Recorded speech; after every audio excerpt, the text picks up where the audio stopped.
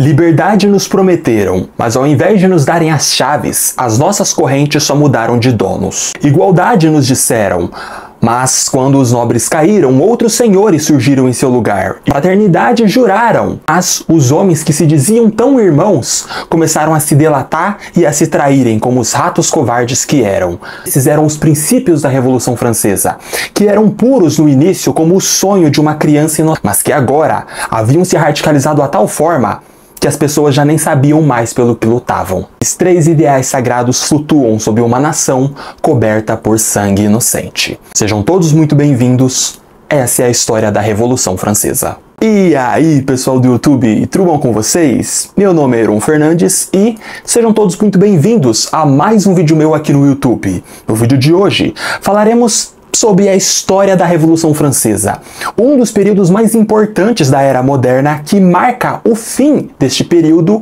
e o início da Era Contemporânea, o período em que vivemos até os dias de hoje. Foi uma das maiores e mais importantes revoluções da história, simplesmente matou mais de 400 mil franceses, e morreram tantas pessoas que até o rei e a rainha perderam as suas cabeças na famosa guilhotina, que se consagra como o símbolo máximo de toda a revolução.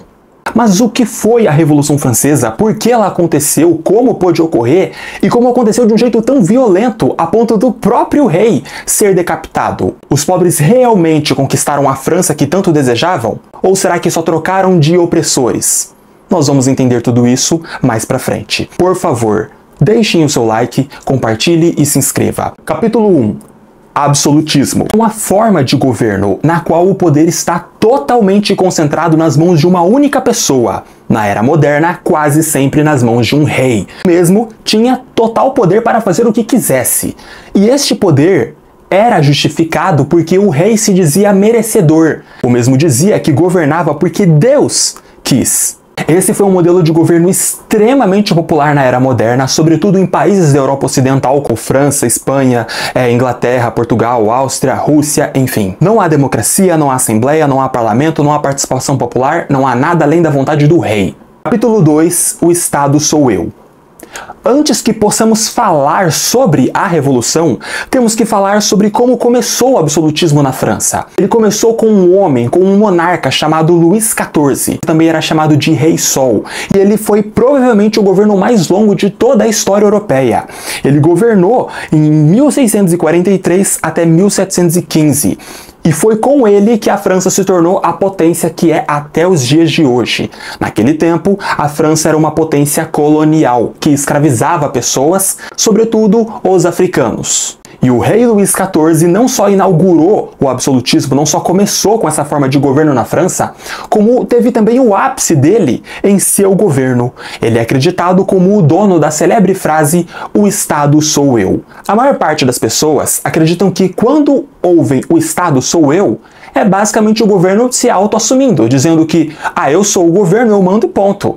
Mas é bem pior do que isso. O Estado é sim o governo executivo, mas ele também é a soma com o legislativo, com o judiciário, ele é a assembleia, ele é o parlamento, ele é tudo. Na prática, com esta frase, Luís XIV está basicamente nos dizendo que ele não só manda na França, ele é a própria França. Luís XIV tinha tanto poder, mas tanto poder, que o mesmo, se acordasse de mau humor numa simples quarta-feira, poderia decidir criar um novo imposto e ferrar com a vida de milhões de trabalhadores. Ou poderia acordar bem sem noção e roubar a esposa de um camponês. E ponto. E acabou. Mas quem que legitima tudo isso? Quem que deu todo esse poder? Bom, não foi Deus. Luís XIV fazia parte de uma família que tomou o poder da França e o mesmo tinha o seu poder legitimado baseado na crença. O poder reside aonde os homens acreditam que ele deva residir, ou seja, é baseado na crença que o poder se autossustenta. Se os homens e as mulheres acreditam que o rei é o rei e ponto, é isso que vai ser. Sem falar que outras classes, como o clero e a nobreza, apoiavam o rei, então só legitimavam toda a palhaçada. Já na época, a capital da França era a cidade de Paris, entretanto não era de lá que o rei governava, e sim do Palácio de Versalhes. Depois que Luís XIV morre, os seus herdeiros continuam governando a França de forma absolutista, só que agora a situação muda. A França começa a entrar em crise, sobretudo crises econômicas. Capítulo 3. O Iluminismo. Um outro movimento extremamente importante que aconteceu mais de 100 anos antes O movimento iluminista, também chamado de Movimento das Luzes ou Século das Luzes, é um movimento de origem intelectual europeia, na qual a classe intelectual da Europa, que eram formados então por escritores, professores, médicos, cientistas, poetas, enfim, homens importantes como Rousseau, Voltaire e Montesquieu, criariam juntos o iluminismo. Na prática, eles estavam dizendo aí que os homens deveriam governar as suas vidas em todos os seus aspectos com o uso da razão e não da fé. Eles defendiam a liberdade de expressão, a liberdade de poder escolher a sua própria religião, até porque naquela época toda a Europa era dominada e controlada não apenas pelo rei, mas era também controlada pela influência da Igreja Católica. E a religião católica era obrigatória, você não podia escolher não ser católico. Eles também defendiam o fim dos privilégios que as classes dominantes tinham, como por exemplo o fato do clero e a nobreza quase não pagarem impostos e serem sustentados pelos trabalhadores da forma mais canalha possível. Os mesmos, obviamente, foram vistos como uma baita de uma ameaça por toda a igreja, pelo clero, né? E, claro, pela nobreza, assim como muitos reis. Mas a sua ocorrência é vital, porque foram os ideais iluministas que foram as ideias da Revolução Francesa, e que hoje são muito mais atribuídos à própria Revolução da França do que ao movimento iluminista que criou esses ideais, que é o ideal que vocês estão vendo ali atrás: liberdade, igualdade e fraternidade. Capítulo 4. O inferno para muitos, o céu para poucos. Nessa época, a sociedade francesa era definida em 3 classes sociais, que eram chamadas de 3 estados. O primeiro estado era o clero, os arcebispos, os padres, a Igreja Católica, a classe religiosa, que quase não pagavam impostos, mas que ainda assim viviam no luxo. Segundo estado, a nobreza. A nobreza eram os ricos, mas os ricos que tinham poder político. Ou seja, só ter dinheiro na França não era o suficiente para ser nobre, precisava ter poder político, e eles também não pagavam impostos. E terceiro estado, os trabalhadores, formados então pelos camponeses, pelos trabalhadores urbanos, pela baixa burguesia, que eram os pequenos empresários, e a alta burguesia, que eram os grandes empresários. O mais interessante disso tudo é que os homens e as mulheres que faziam parte da classe trabalhadora, independente se tivessem dinheiro ou não, eram obrigados a sustentar não apenas os luxos do rei e de sua família, que eram extremamente extravagantes para a época, mas também os luxos e toda a vida gloriosa que tinha então a nobreza e o clero. Eles pagavam todo o imposto e frequentemente eram os que mais sofriam para viver, sobretudo os pobres, que eram a massa esmagadora da França e que na época lutava para não morrer de fome. A França vivia na época aquilo que nós podemos considerar como uma sociedade estamental. Uma sociedade estamental é uma sociedade na qual pessoas não podem trocar de classe social. Mesmo que você trabalhe muito, você jamais conseguiria ascender como nobreza ou então como clero. Nesse tempo, a França vivia uma transição entre o sistema feudal para o capitalismo moderno. É exatamente por isso que nós encontramos elementos dos 2 modelos de produção. E isso é muito importante, porque o mundo em que vivemos hoje é um mundo estreitamente capitalista. Se você for uma pessoa rica, você automaticamente também tem poder político. Naquele tempo, não. Capítulo 5. Crises econômicas. Nesse mesmo tempo, houve a primeira Revolução Industrial. Houve o nascimento das grandes indústrias, ou do que elas se tornariam mais pra frente. E lá por volta de 1786, o governo francês faz um acordo com a Inglaterra. A Inglaterra vai exportar muito vinho francês. Só que em troca, o governo francês vai ter que retirar taxas de produtos ingleses. E quando ele faz isso, o governo francês acaba com a baixa burguesia, porque agora todos os tipos de mercados possíveis serão dominados por produtos ingleses. Não necessariamente porque são melhores, mas porque são mais acessíveis. E isso fará com que a baixa burguesia, com que os pequenos comerciantes percam não só muito dinheiro, mas muitos deles vão à falência. Alguns vão simplesmente morrer de fome. Nessa mesma época, os administradores da economia francesa eram bem competentes, e o rei, assim como o clero e a nobreza, gastavam como se não houvesse o amanhã. Ao mesmo tempo em que a França havia acabado de participar da chamada Guerra dos 7 Anos e havia gastado horrores e ainda perdeu a guerra, eles também haviam apoiado a Revolução Americana, que mais tarde deu certo e que se baseou nos ideais iluministas, sobretudo nos ideais iluministas da França. E depois disso, os Estados Unidos deixaram de ser uma colônia britânica e se tornaram um país independente. E obviamente que tudo isso custou muito dinheiro. Os cofres estão vazios e o governo precisa pagar as suas dívidas. E o que ele vai fazer? Bom, o que qualquer governo capitalista filho de uma puta faz. Não assume a responsabilidade e passa a conta para o povo pagar. Tudo isso será pago pelo próprio povo em forma de impostos que ou serão aumentados ou serão criados do zero. Já naquela época, os franceses já pagavam um imposto absurdo, sobretudo os mais pobres, que lutavam para não morrer de fome. E agora vai ficar ainda pior.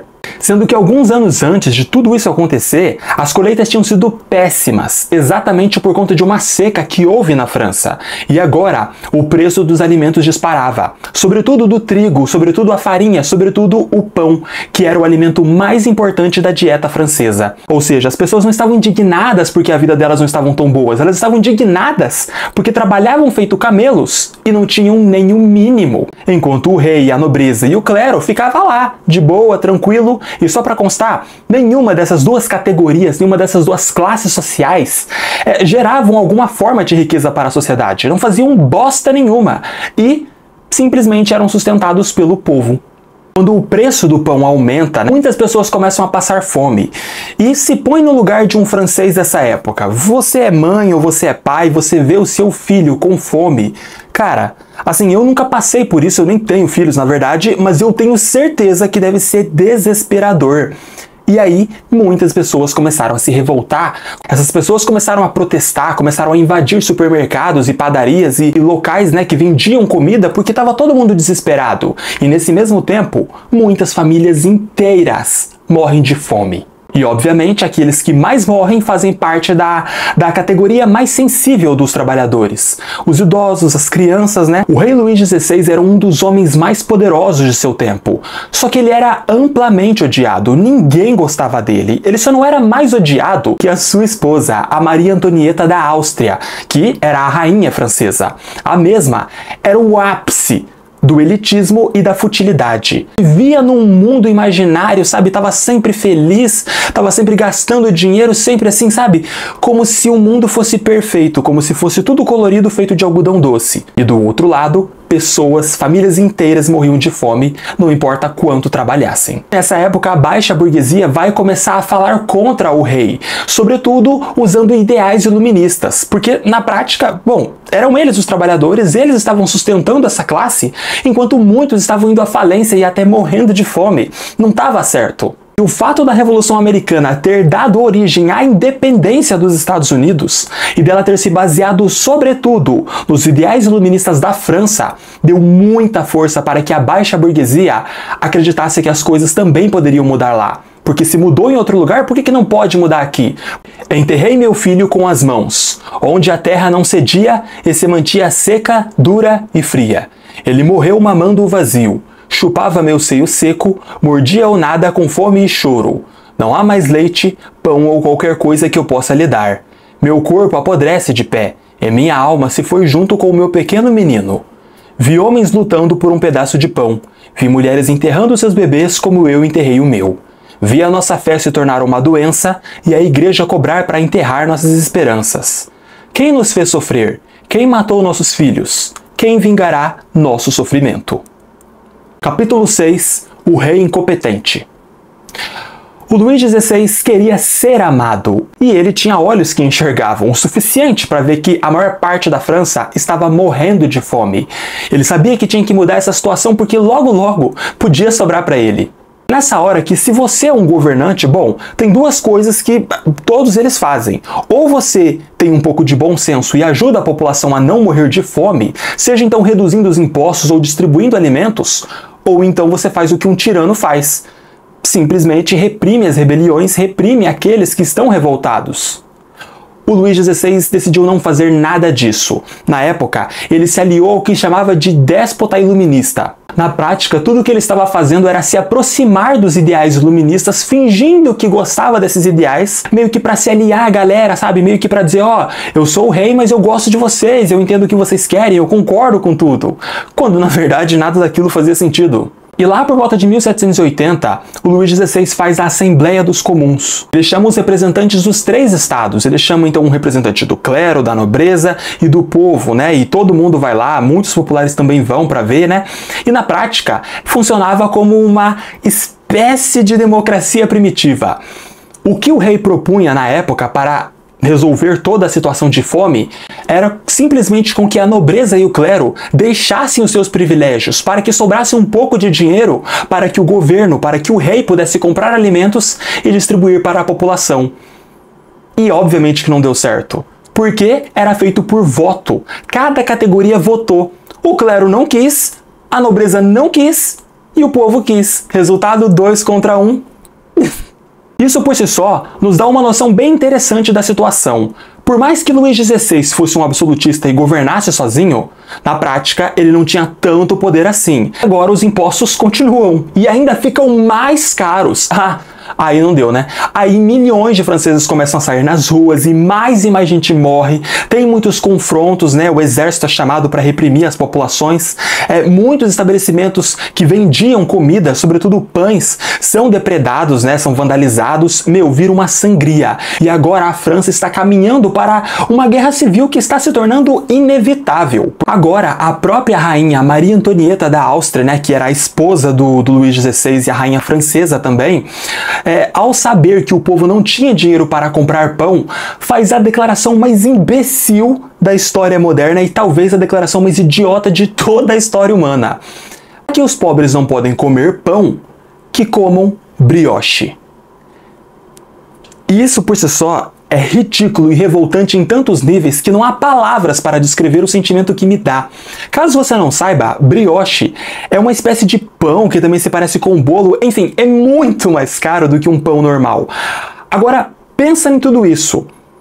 A rainha Antonieta era tão sem noção e vivia num mundo tão paralelo que ela achava que as pessoas não tinham dinheiro para comprar pão porque o pão tava caro, mas assim, você não precisa comer pão, você pode comer outra coisa, você pode comer carne, você pode comer, sabe, coisas que eram muito mais caras.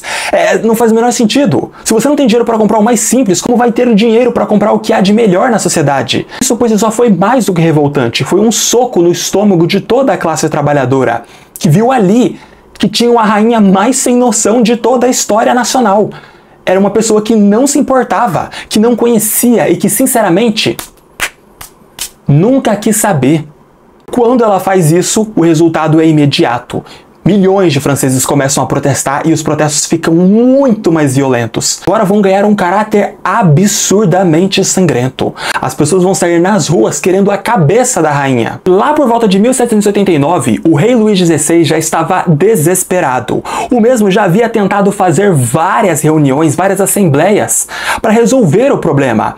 E não deu certo. Agora, em 1789, ele vai tentar fazer a última, que também era mais importante. Chama então os estados gerais, né? Cada estado ali, cada representante, para encontrar uma espécie de solução, porque ele sabe que vai dar merda. E o clero e a nobreza fazem o que sempre fazem. Nós não vamos abrir mão dos nossos privilégios. Nem a nobreza e nem o clero pagavam impostos. Só para vocês terem uma noção do poder que eles tinham, o clero conseguia tirar 10% de toda a produção agrícola que cada trabalhador produzia na França. Isso era uma forma de dízimo na época, sabe? Então assim, chega a ser revoltante, porque de um lado temos pessoas que nadam no luxo e outras que morrem na miséria. E uma coisa extremamente importante que nós temos que entender aqui e que vai mudar toda a forma como vocês veem a Revolução Francesa. Diferentemente do que muita gente diz, não foi uma revolução popular. Não foi uma revolução do povo, feita pelo povo e para o povo. Não. Foi uma revolução burguesa. E fez com que os seus interesses parecessem os interesses do povo para usar o povo como massa de manobra, para atingir os seus objetivos. Quando os trabalhadores percebem que essa reunião não deu em nada, agora os trabalhadores vão sair oficialmente da Assembleia dos Estados. Nessa época, esses trabalhadores eram liderados sobretudo pela alta burguesia, que era a minoria dos trabalhadores, mas que tinha muito poder e muita influência.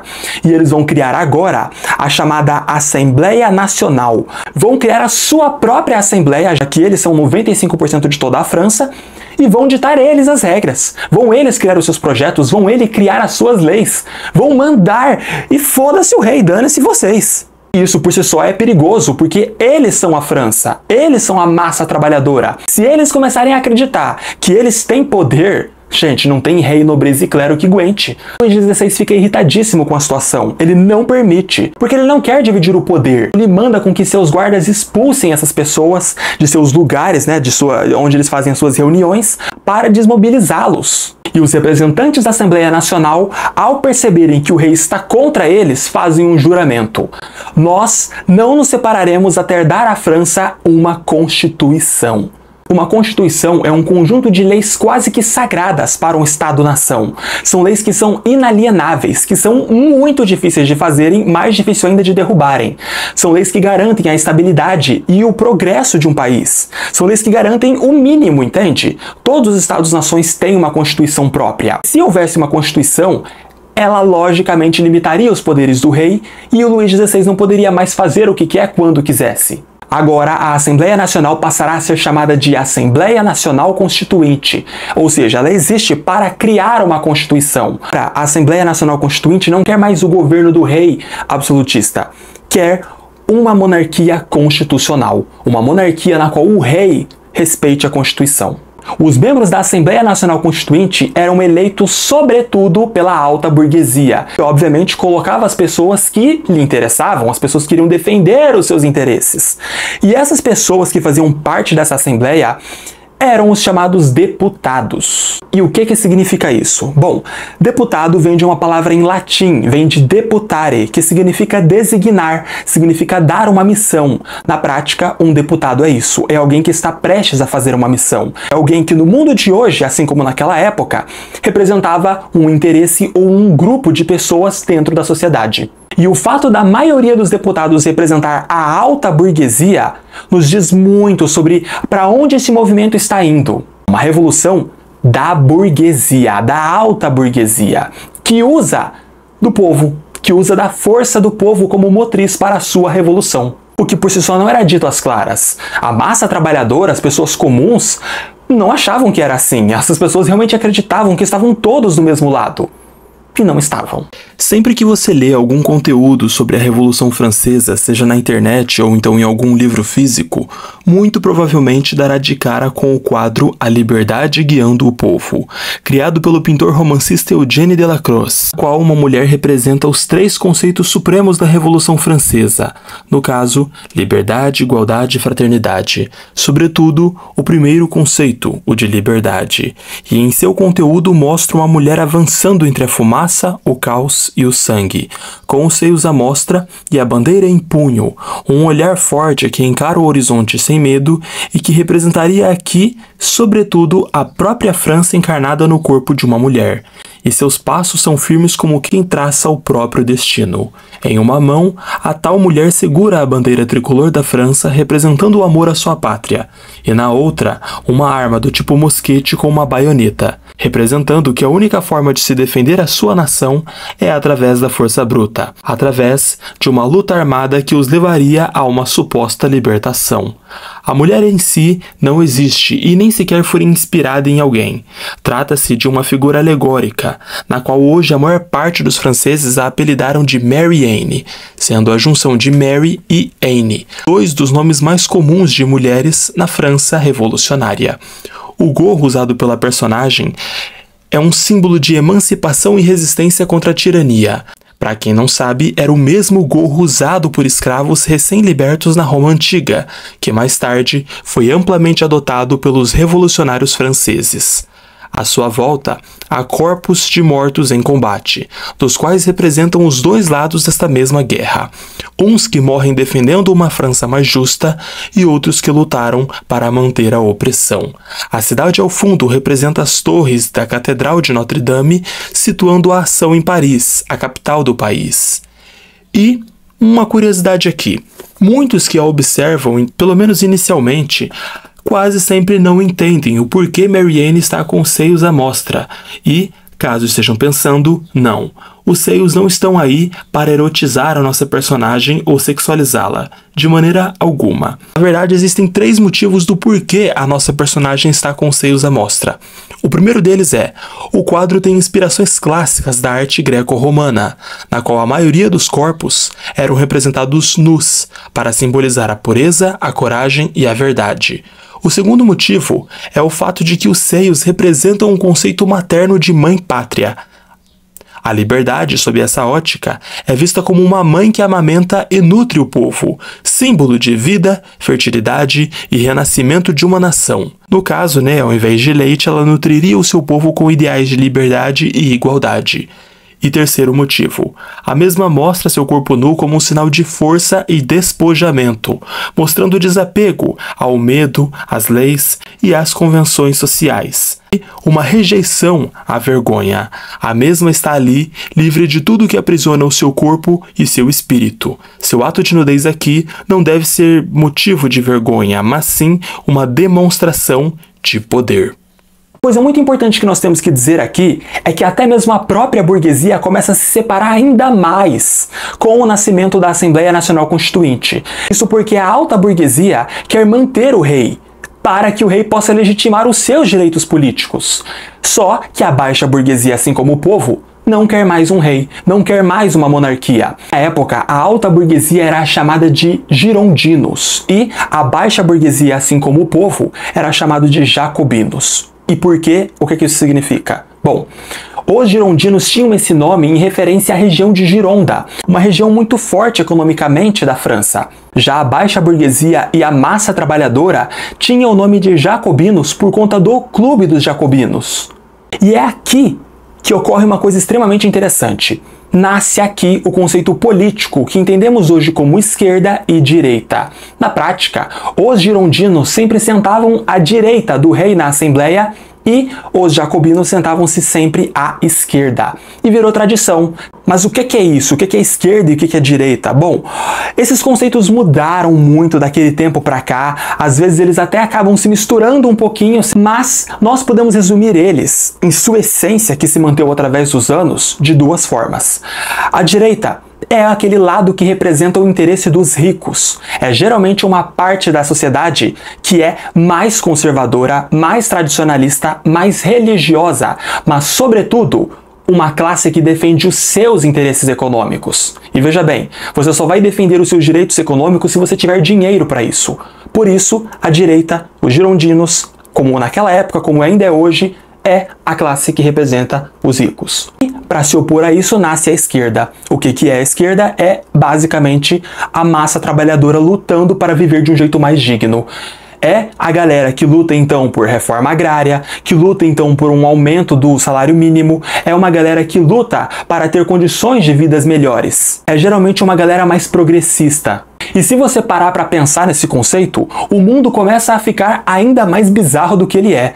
Porque, para pensar, se a esquerda é a classe que representa os pobres, e mais de 90% do planeta, não só do Brasil, do planeta, é composto pelos pobres, por que a maior parte dos países em sua história são governados pela direita, que é a minoria da minoria? Existem várias respostas para essa pergunta, mas o principal deles, e a mais importante que eu deixo aqui, é por conta do poder financeiro. Na prática, o capitalismo permite que pessoas que tenham muito dinheiro tenham também poder político. Eles vão ter mais dinheiro para fazer mais campanhas ou então campanhas melhores. Eles vão fazer as suas propagandas serem ditas em rádios, jornais e televisão a todo minuto e serão sempre aqueles mais bem vistos e vão fazer com que a população acredite que os ideais da direita são os ideais do povo comum, quando na verdade não são. Você pode me chamar de comunista, pode falar que isso é opinião política, que é isso, que é aquilo. Bom, você pode estudar e ver com seus próprios olhos.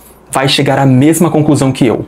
E uma coisa muito interessante sobre tudo isso é que já na época, os jacobinos, apesar de serem a maior parte de toda a França, eles não tinham poder político, apesar de serem a maioria, e eles queriam mudar isso. Já naquela época, os girondinos continuavam a controlar toda a Revolução. Então, só para resumir, aqui vai os motivos da Revolução Francesa. Primeiro, crise financeira. 2. Desigualdade social extrema. 3. Influência dos ideais iluministas. 4. Crise agrícola e fome. 5. Leis ridículas e absurdas que privilegiavam uma classe ou duas em detrimento ao sofrimento de muitas outras. 6. Fracasso nas reformas e na política de Luís XVI. E 7. A revolta popular. O motivo mais importante aqui é, com certeza, a fome. Capítulo 7. A queda da Bastilha. Nessa época, a revolução já está começando a acontecer.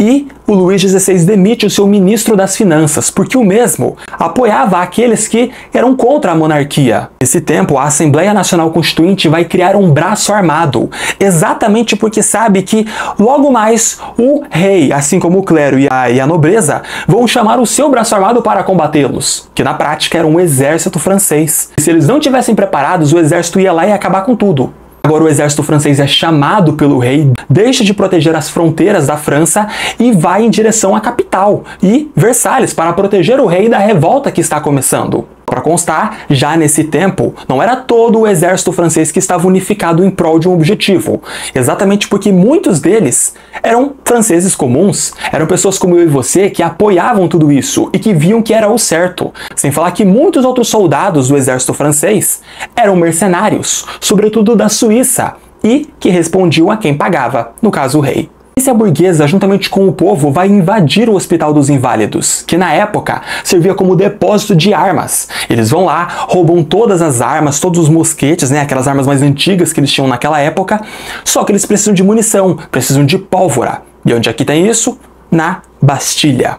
A Fortaleza da Bastilha, ou a Bastilha de Saint-Antoine, foi erguida no século XIV, foi erguida com o objetivo de ser uma espécie de fortaleza para defender os franceses dos ingleses, na chamada Guerra dos 100 Anos. Ela começou a servir, sobretudo, como um depósito de pólvora e munição. E ela também era uma espécie de símbolo do autoritarismo e do absolutismo do rei Luís XVI. Exatamente porque era para lá que um inimigo da monarquia ia quando ia preso. No dia 14 de julho de 1789, a multidão que estava lado a lado com a milícia burguesa invade a Bastilha e eles estão enfurecidos. Na época, a Bastilha de Saint-Antoine não estava muito defendida, haviam muitos poucos homens ali do exército francês. E o general que estava ali controlando toda a situação tem consciência de que ele não tem condição alguma de bater de frente com essas pessoas. Então o mesmo vai usar da diplomacia, vai tentar conversar com a galera para evitar um banho de sangue, né? Evitar que eles sejam mortos. E enquanto ele tentava negociar com o povo revoltado, um idiota de um soldado francês disparou contra a população. E aí o pau começou. Gente, a população amassou, matou todos aqueles soldados e matou de jeitos escabrosos. Eles invadem a Bastilha, pegam tudo que tem lá e agora estão armados para uma guerra que se tornou inevitável. Só para vocês terem uma noção da violência e da brutalidade que ocorreu aqui, eles pegaram a cabeça dos principais oficiais que estavam na Bastilha, sobretudo daquele general, e colocaram numa estaca e desfilaram com a cabeça desses homens nas grandes cidades da França, como a cidade de Paris, como um símbolo de que a revolução havia começado. Agora era tarde demais para parar. A queda da Bastilha é um marco em toda a história mundial, porque ela marca o fim da Idade Moderna e inicia a Idade Contemporânea, o período histórico que vivemos até hoje. Só para constar, a queda da Bastilha também é a primeira grande revolta armada de um povo contra um rei europeu. Capítulo 8. A Comuna de Paris. A Comuna de Paris era basicamente uma prefeitura e um governo revolucionário que comandava a cidade de Paris, a cidade mais importante de toda a França.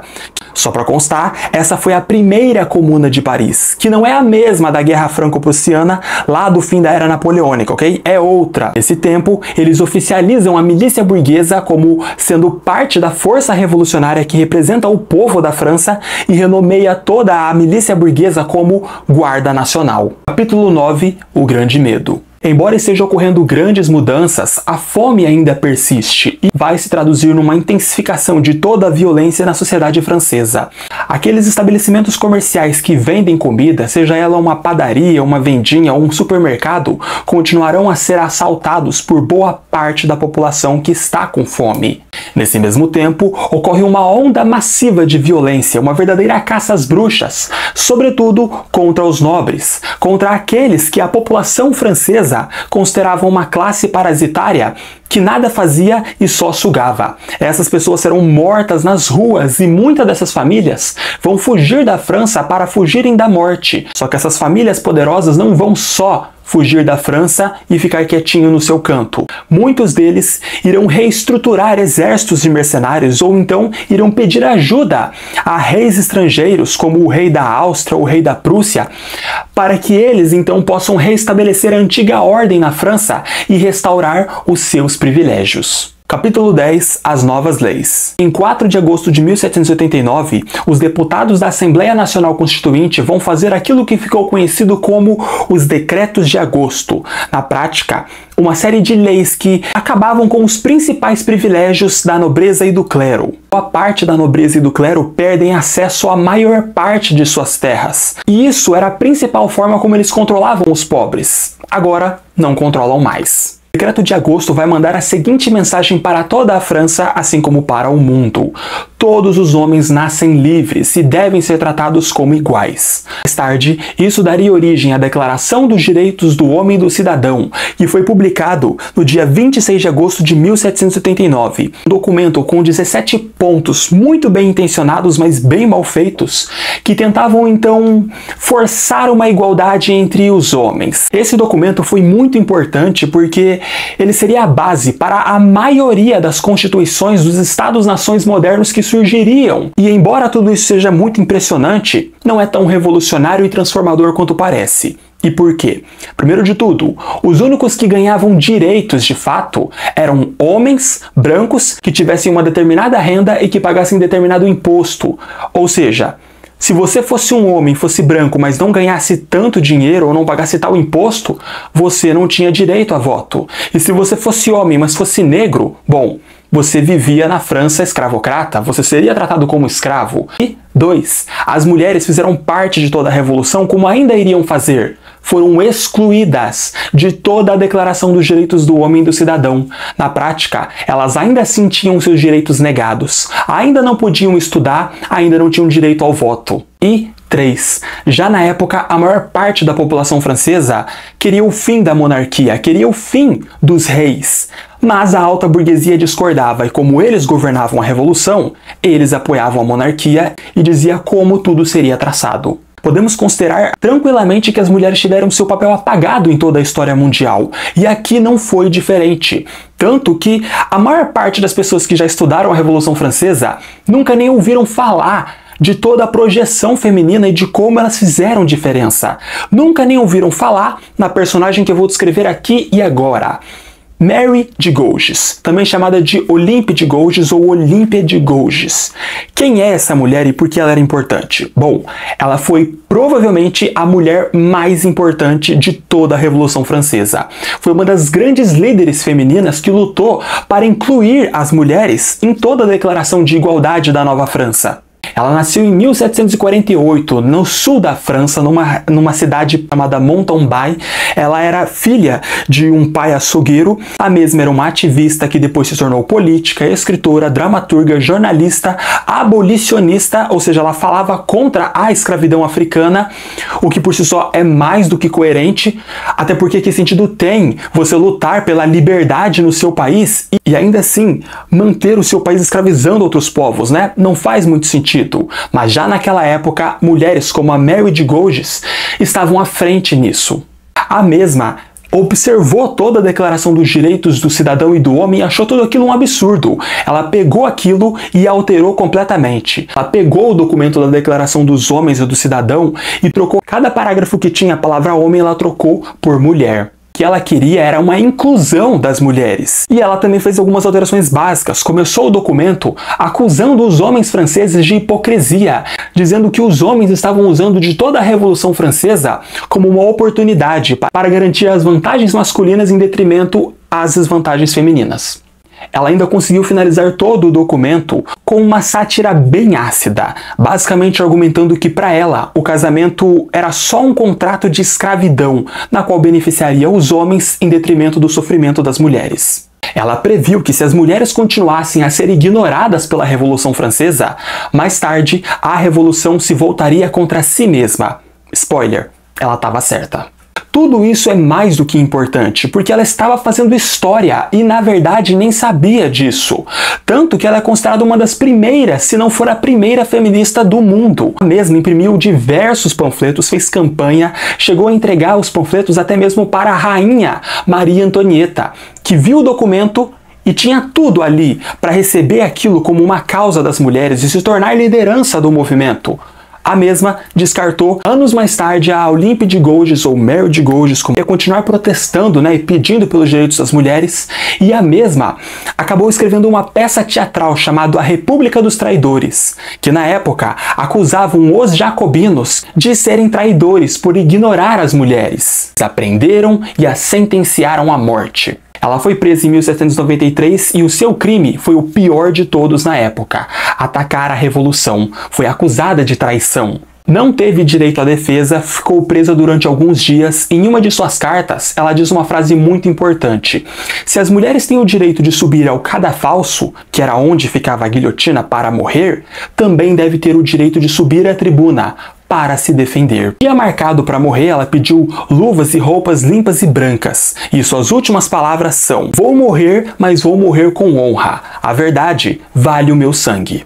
Ela morreu quando tinha 45 anos, no dia 3 de novembro de 1793. Um ícone para todo o feminismo francês e para todas as mulheres. É revoltante que tudo isso tenha acontecido quando a mesma só exigia o mínimo, mas estes eram tempos bem brutais. Capítulo 11. A Marcha das Mulheres. Em 5 de outubro de 1789, as mulheres dos grandes mercados de Paris começam a protestar e fazem a chamada Marcha das Mulheres. O objetivo delas é se unir e obrigar o rei e a rainha a darem o seu jeito, porque os alimentos ainda estão muito caros. E esse movimento ganha muito corpo. Ele começa nas grandes capitais e logo mais a maior parte de toda a França está reunida nesse protesto. Inicialmente apenas as mulheres, depois os homens vão se aliar a isso. Mas o que é interessante aqui é que esse é um movimento feito por mulheres, organizado por mulheres, é liderado por mulheres, e o que elas conseguem é extremamente importante para a nossa história. Elas conseguem ir até o Palácio de Versalhes e elas fazem tanta pressão que conseguem uma reunião de urgência, uma espécie de audiência com Luís XVI, e obrigam ele a distribuir comida, abolir alguns privilégios que a nobreza e o clero ainda tinham na época, e agora também exigem que o mesmo saia de Versalhes e resida em Paris, na capital do país. O rei aceita e distribui comida para boa parte da população, e ele também abole com boas partes dos privilégios ali que o clero e a nobreza tinha. Entretanto, a última condição é recusada. Ele não quer ir para Paris e diz que não vai. Só que o mesmo agora é basicamente um refém da própria revolução. Ele está no Palácio de Versalhes, mas, gente, ele não consegue sair. Ele não é livre. Naquela noite, as mulheres fizeram tanta pressão e gritaram tanto que o cara não conseguiu dormir. Era uma mensagem ao rei de que ele e a sua família iam ir para Paris sim, fosse por bem ou por mal. Na manhã do dia seguinte, a população conseguiu entrar por uma área não protegida no Palácio de Versalhes e houve um confronto violento. As mulheres conseguiram todos os seus objetivos e agora o rei seria forçosamente mandado para Paris, escoltado sobretudo pelas revolucionárias francesas. Aquilo era uma mensagem para a família francesa de que os mesmos não eram nada além de funcionários públicos a serviço da nação, assim como todos os outros franceses. Nesse tempo, gente, um grupo que se destaca muito são as poissadas. As poissadas eram as mulheres que trabalhavam nos mercados de frutos marinhos, e elas se destacavam muito, uma ala feminina muito violenta, e elas eram muito fortes. A maioria delas trabalhavam carregando caixas pesadas o dia inteiro, e por trabalhar no comércio de frutos marinhos, sempre tinham uma peixeira, um facão grande nas mãos, os quais eram seus instrumentos de trabalho, mais tarde seriam suas armas de guerra. De seu trabalho exaustivo, o seu corpo tinha que acompanhar o ritmo, então elas eram muito fortes, elas tinham músculos, elas eram bem troncudas. Capítulo 12. O desaparecimento de um rei. A Assembleia Constituinte vai simplesmente tomar todas as terras do clero. E agora, a Assembleia Nacional Constituinte vai trabalhar para criar uma constituição para o Reino da França. Nós voltamos agora para 1791. Nesse mesmo tempo, uma outra colônia francesa, no caso o Haiti, começa a se inspirar na Revolução Francesa e começa a lutar por sua independência.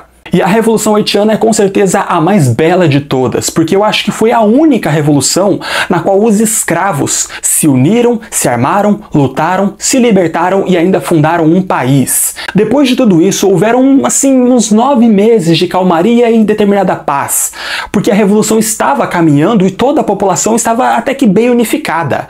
Mas os tempos de paz não durariam por muito tempo. Na madrugada do dia 20 de junho de 1791, o rei Luís XVI com sua esposa Maria Antonieta e seus filhos se disfarçam, se transvestem de nobres russos e de funcionários comuns e fogem pela madrugada em sua carruagem real, com a ajuda de alguns funcionários fiéis, e fazem isso sem que ninguém saiba. Seu principal objetivo era basicamente encontrar aliados, encontrar então um general que os defendesse com um pequeno exército para que eles chegassem até um país aliado para o qual pudessem pedir ajuda. O principal país que poderia lhes fornecer ajuda naquela época era a Áustria, que era governado pelo irmão da Maria Antonieta.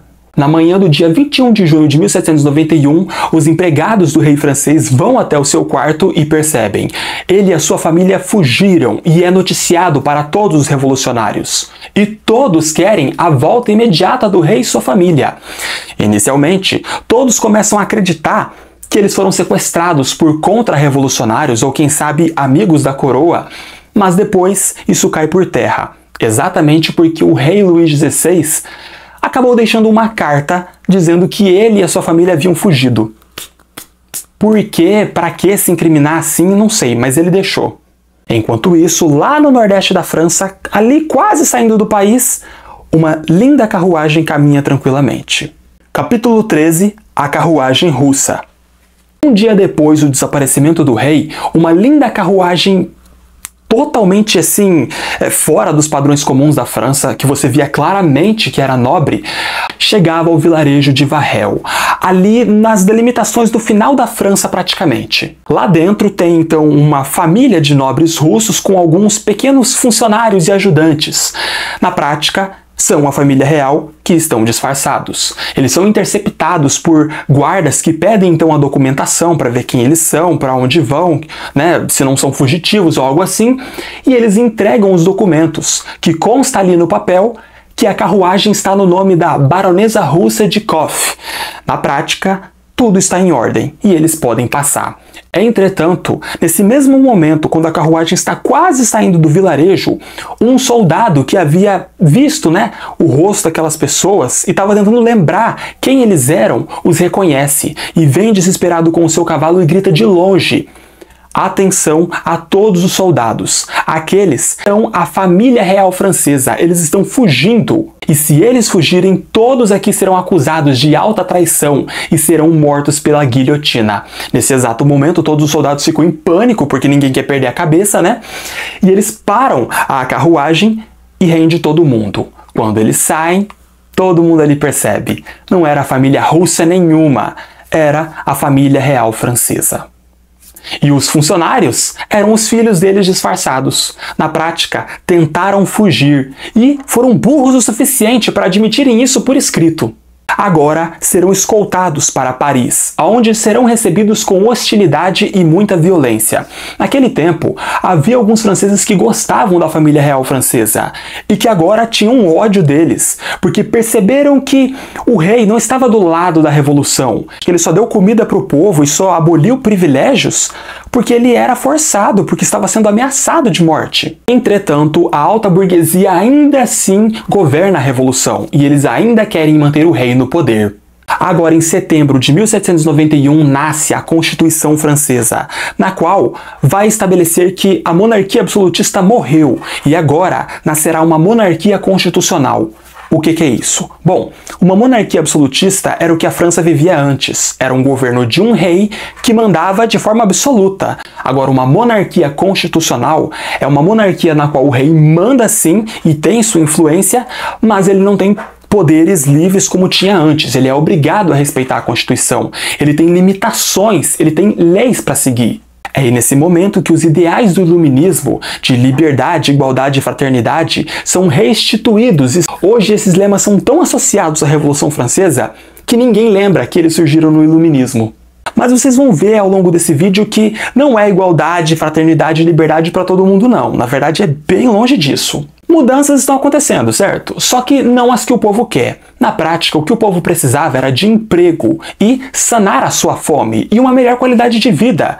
Mas a fome persistia. Uma Constituição não resolveu o problema do país. Isso fez com que as camadas mais pobres só tivessem ainda mais certeza daquilo que pensavam antes, que a França só seria livre quando a sua monarquia deixasse de existir. Boa parte dos reis europeus que estavam ali observando a situação da França viam a situação com muito bons olhos. Não porque torciam pelo povo e porque queriam que a França se tornasse um país melhor, mas porque em momentos de crise, países se desorganizam e perdem poder, perdem prestígio, perdem territórios. Uma França que se afogasse numa guerra civil não teria tempo para defender seus territórios e suas riquezas e colônias. Entretanto, ao passar do tempo, a revolução iria ficar tão violenta e ia se radicalizar tanto que logo mais estes governos, assim como a elite de seus países, iriam ver a Revolução Francesa como uma ameaça aos seus reinos, exatamente porque acreditavam que a revolução poderia ser exportada para os seus países. E aí o poder desses reis e desses imperadores e de todas essas classes mais privilegiadas estaria muito ameaçada. Capítulo 14. A Guerra pela Libertação. Nessa época, boa parte dos nobres que fugiram da França revolucionária vão ficar ali falando na cabeça dos monarcas. Sobretudo, os monarcas mais próximos da família real francesa, como os monarcas da Áustria e os da Prússia.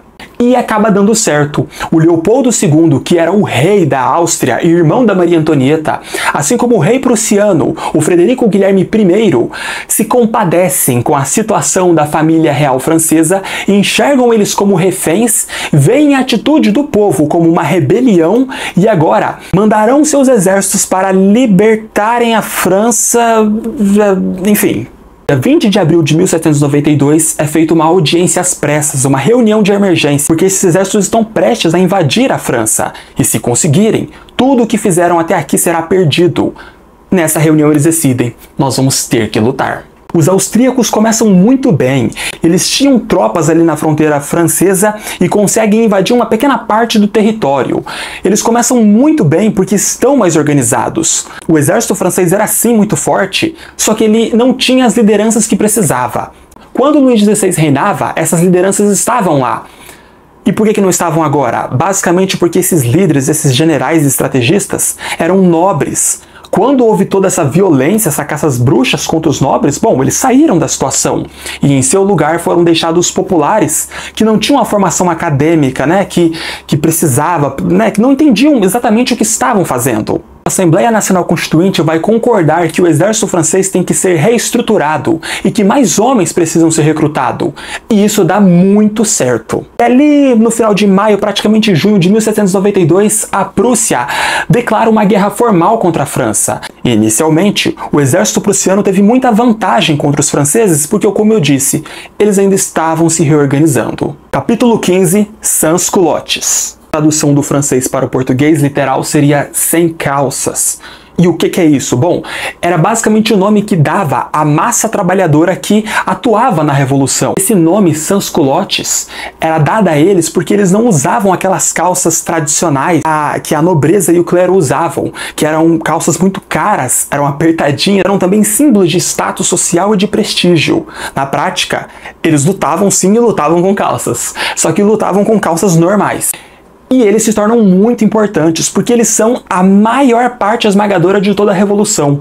Entretanto, eles não têm poder político. Naquele tempo, os sans-culottes começam a se entrelaçar com a baixa burguesia. E isso, por si só, vai ser muito interessante, porque vai render bons frutos no final. Com o apoio dos sans-culottes, a baixa burguesia começa a ter um pouco mais de projeção na Assembleia Nacional Constituinte e eles começam a ganhar tanta força que eles passam a dominar a chamada Comuna de Paris a partir do dia 9 de agosto de 1792. E no dia 10 de agosto de 1792, os jacobinos, assim como os sans-culottes, invadem o Palácio das Tulherias, que era onde estava o rei e sua família, e ocorre um confronto muito violento. Um confronto que obviamente termina com a vitória do povo, porque estavam em maioria, né? E deixa mais de 130 mortos. E, em sua maioria, eram soldados do rei, que na época eram formados sobretudo por mercenários suíços. O rei e sua família se escondem da forma mais covarde possível. Eles correm para a Assembleia Nacional Constituinte para não serem pegos. Só que agora os jacobinos os prendem e os colocam em prisões mesmo, em prisões como todo mundo ia. E agora eles serão vigiados 24 horas por dia para garantir que não fujam como fugiram antes. Muitos daqueles mercenários suíços também são presos. Nesse tempo, gente, os franceses estão um pouco desesperados porque os prussianos estão invadindo a França e eles não sabem se vão dar conta. Então eles olham para aqueles mercenários e os veem como uma ameaça, porque eles sabem que se os prussianos chegarem até o Palácio das Tuileries, eles não vão só libertar o rei, como vão libertar os mercenários. E estes mercenários vão matá-los e vão restabelecer a ordem vigente. O que é que eles vão fazer?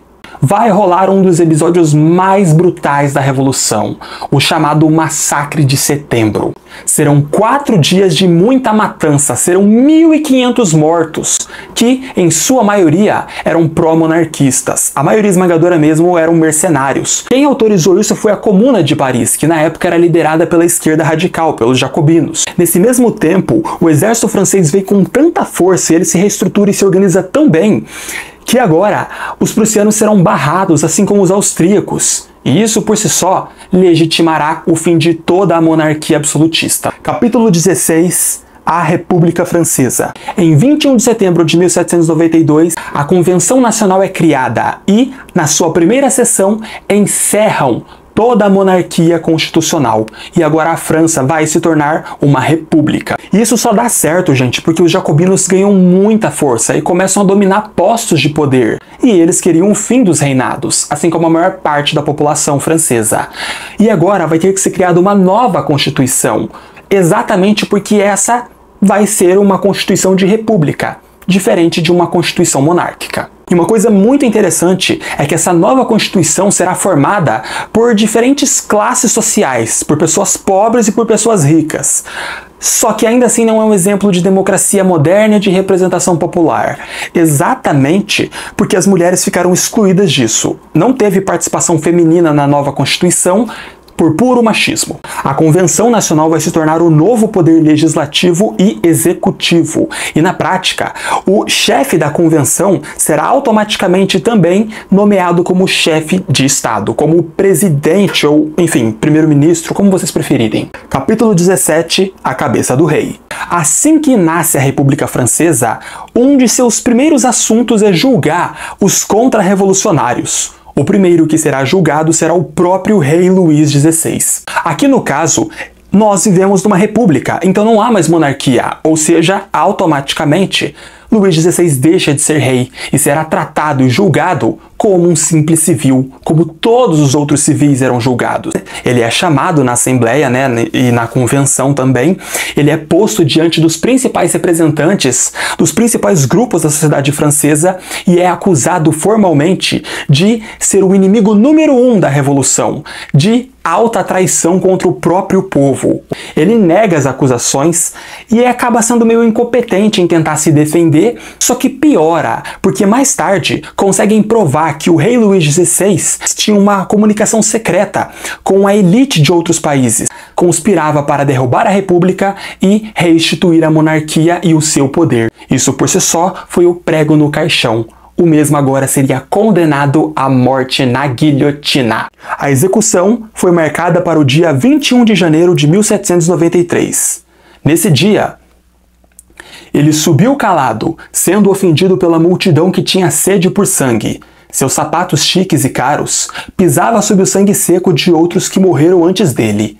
Aqueles que foram esquecidos pelos reis, mas lembrados pela sua política de fome. Rei Luís XVI, nunca mais será teu nome. Agora não passarás de um porco gordo imundo a caminho do matadouro. Suba os degraus com as pernas bambas, feito um cadáver que ainda insiste em respirar. Seus olhos são vazios e o desespero pulsa em seu coração, junto com a merda que escorre das calças de veludo. Grita por inocência e será recebidos com ainda mais violência. Não haverá perdão para aqueles que se banharam em nosso sofrimento por décadas. Olhe para a guilhotina, maldito. Este é o carrasco e o teu fim. Luís a encarava como quem vê o próprio diabo diante de ti. O carrasco lhe prende como um animal que se debate pela vida. Ele és teu açougueiro, teu juiz, teu fim mais formal. Com a delicadeza de um açougueiro, com a paciência de um ferreiro, com a mesma sensibilidade de uma mãe que havia acabado de perder o filho, vítima da política de fome do rei maldito, ele era preso ali. E o mesmo mal teve tempo de fechar os olhos e sequer pôde terminar a sua reza. O carrasco apertou a alavanca, o aço caiu, cortando carne, osso, nervo e o grito. O sangue se espalhou e agora o cheiro de morte fresca se espalha no ar. E a cabeça do rei é erguida ensanguentada, diante de toda a multidão. Ali está a prova. Ele está morto. Ali acaba a sua dinastia, o seu reinado, e sua coroa será apreendida e ficará sem uma cabeça para ser decorada. Sua cabeça será posta no cesto, entre moscas e vapor.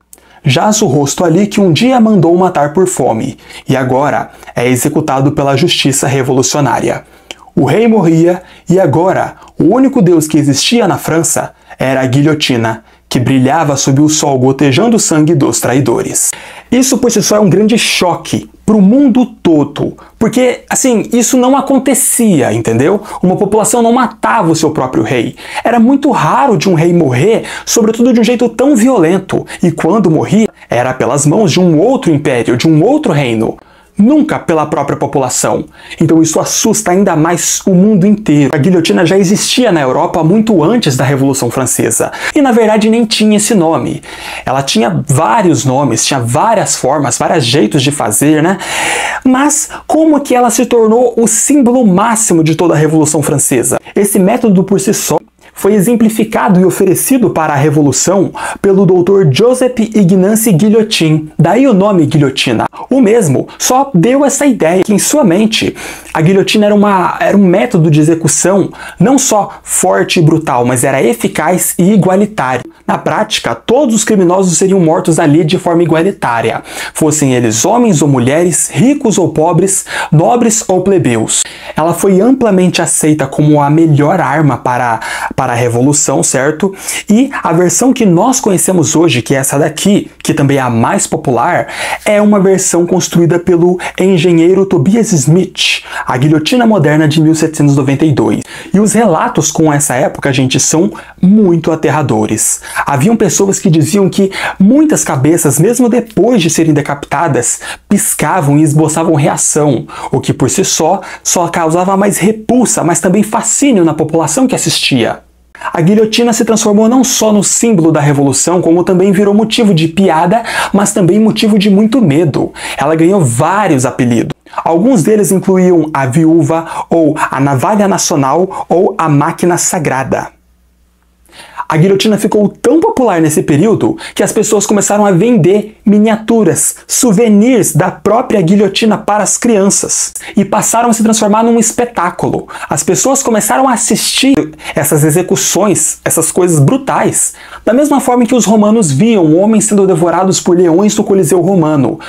Na mesma naturalidade que uma pessoa vai até um estádio de futebol ver o jogo do Corinthians contra o Palmeiras. Aquilo ficou tão comum, mas tão comum, que o comércio local se aproveitava da reunião e vendiam comidas, bebidas, doces. O cheiro de sangue era tão forte que muitas famílias que moravam próximo a esses centros, né, de execução acabaram se mudando porque não aguentavam mais o cheiro de sangue. Naquele tempo, os carrascos começam a ter muito trabalho, porque todo santo dia eles matavam de 40 a 60 pessoas e muitas vezes até brincavam com isso e faziam competições para ver quem matava mais.